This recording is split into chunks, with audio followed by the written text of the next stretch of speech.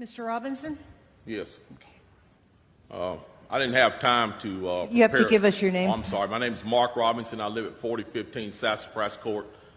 That's right here in Greensboro. I've lived in Greensboro all my life. I didn't have time to write a fancy speech. I didn't have time to, I didn't have the resource of an English teacher to sit down and write a speech with at school today and be, brought over here or practice or anything. What I really came down here for is this.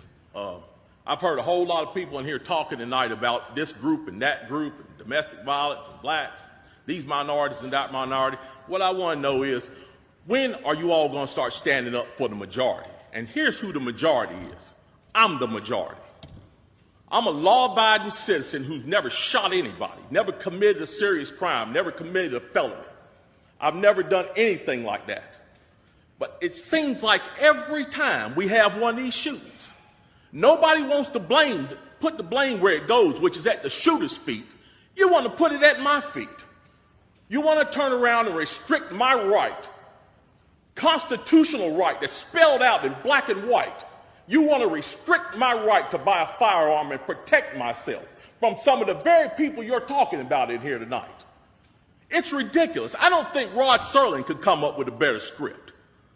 It does not make any sense. The law-abiding citizens of this community and many communities around this country, we're the first ones taxed and the last ones considered and the first ones punished when things like this happens, because our rights are the ones that are being taken away.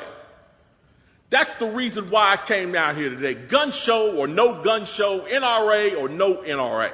I'm here to stand up for the law-abiding citizens of this community, because I'm going to tell you that what's going to happen.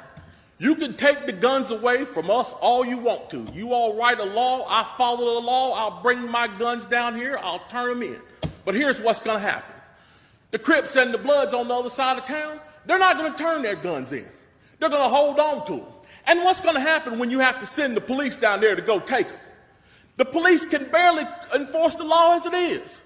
As what I see, we demonize the police, criminalize and vilify the police, and we make the criminals into victims.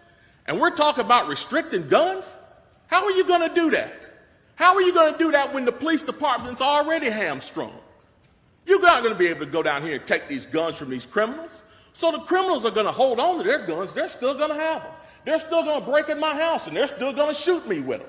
And guess who's going to be the one that suffers? It's going to be me. Well, I'm here to tell you tonight, it is not going to happen without a fight. And when I say fight, I don't mean shots fired. I don't mean fist thrown.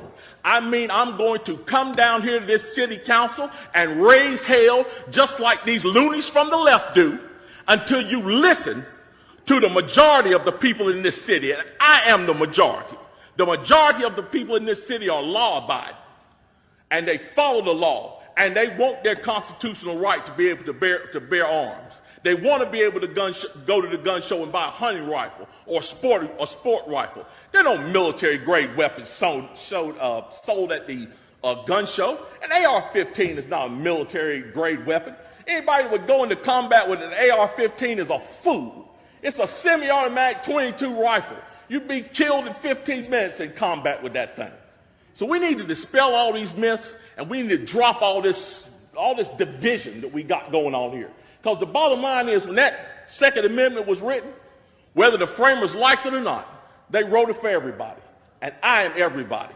And the law-abiding citizens of this city are everybody. And we want our rights, and we want to keep our rights. And by God, we're going to keep them, come hell or high water.